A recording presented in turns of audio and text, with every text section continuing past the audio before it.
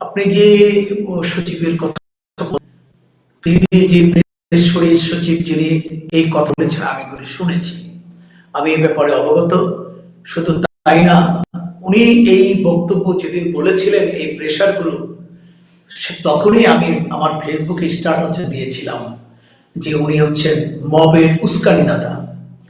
এখন নির্বাচন চলছে, নির্বাচনী এই সময়ে এই বিষয়গুলো আরো ভালো করে আমাদের আমলে নিতে হবে এবং গুরুত্বের সাথে আমলে নেওয়াটা খুব জরুরি। আপনি প্রসঙ্গটা তুলেছেন বলে আমি বলছি, আসলে আপনাদের কার্যালয়েও কিন্তু বলে যদি টিভির কার্যালয়ে মব বলেন। ভায়োলেন্সের শিকার হয়েছিল, আপনাদের কার্যালয় ভাঙচুর হয়েছিল।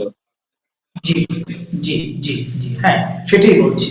তো এখন এই প্রেসার গ্রুপ যদি উনি বলেন এবং ওনারা এটাকে যদি এইভাবে ট্রিট করেন, তাহলে কি আমরা সাধারণ যে বিবেচনা তাতে কি আমরা কি ধরে নিব না যে যারা মব সন্ত্রাস করছেন তারা কারো দ্বারা বায়াস এবং কোনো না কোনো শক্তি দ্বারা মানে আশ্রিত, মানে প্রশ্রিত।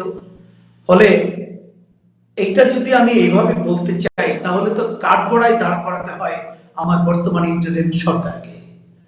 তো আমি বলবো এই মবের যে মানে ঘটনা, এই মবতন্ত্র বা মব ভায়োলেন্স, এটাকে প্রথম একটা শব্দ কেউ কেউ বলতে চেয়েছিল, আমি সেটা নিয়েও একবার একটা স্ট্যাটাস দিয়েছিলাম।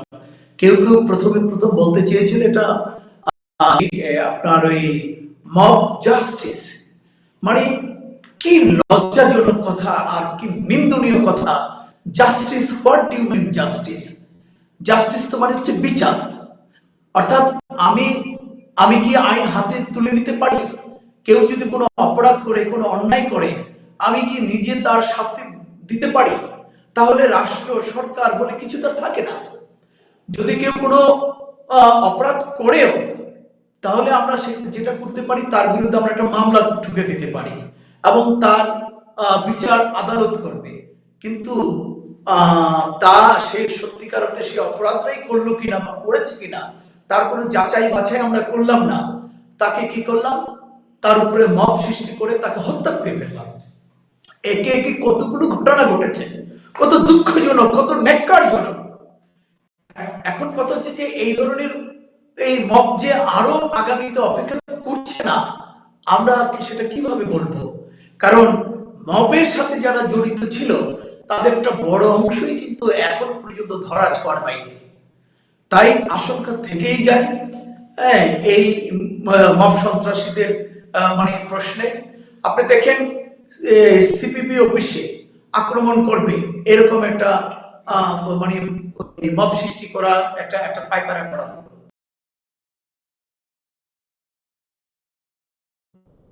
আপনার ওই গান পাউডার দিয়ে রাতের অন্ধকারে দিয়ে সেখানে মানে আগুন ধরিয়ে দিল।